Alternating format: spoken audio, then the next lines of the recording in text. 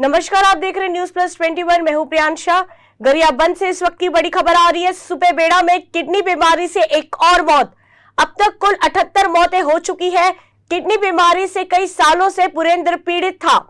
CMO doctor नवरत्न ने कहा कि किडनी सहित अन्य बीमारियों से ग्रसित था पुरेंद्र। गरियाबंद शासकीय अस्पताल रायपुर, मेकाहारा एवं एम्स में करा चुका था इलाज। बीती रात 2 बजे हुई उसकी मौत। बीमारियों के चलते आर्थिक तंगियों से भी जूझ रहा था पुरेंद्र। आइए अधिक जानकारी के लिए हमारे साथ जुड़ चुके हैं गरियाबंद से हमारे संवाददाता जी। बताइए, सुपेबेड़ा में किडनी बीमारी से एक और की मौत हुई है, क्या है पूरा मामला?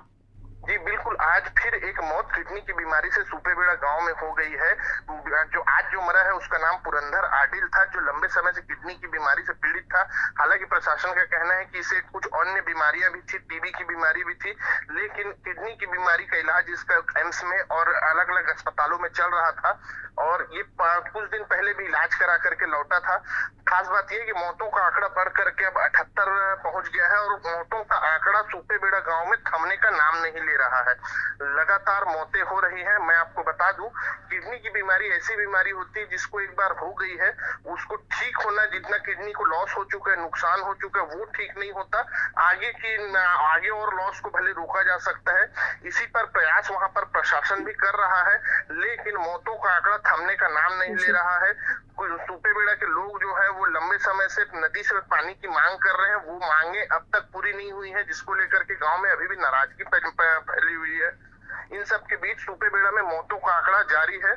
अब तक के कुल 78 लोग मर चुके हैं। जी, डॉक्टर का क्या कहना है इन सब पर? जी, हमारी बात जिले के जिला चिकित्सा अधिकारी डॉक्टर नेतराम नवरत्न से हुई है। उनका कहना है कि जानकारी उन तक भी पहुंची है, लेकिन उनका कहना है कि पीड़ित को किडनी के अलावा टीबी समेत कुछ अन्य बीमारियां भी थी, उसका भी इलाज जारी था। मौत कैसे हुई है इसका पता फिलहाल किस बीमारी के कारण हुई है यह कह पाना फिलहाल वो नहीं समझते। जी, आखिर इस गंभीर बीमारी से लोगों को कब तक निजात मिलेगी?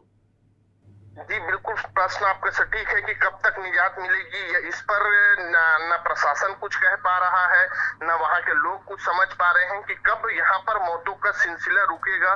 प्रशासन जो है वो मौतों का सिलसिला रोक पाने में नाकाम साबित हो रहा है।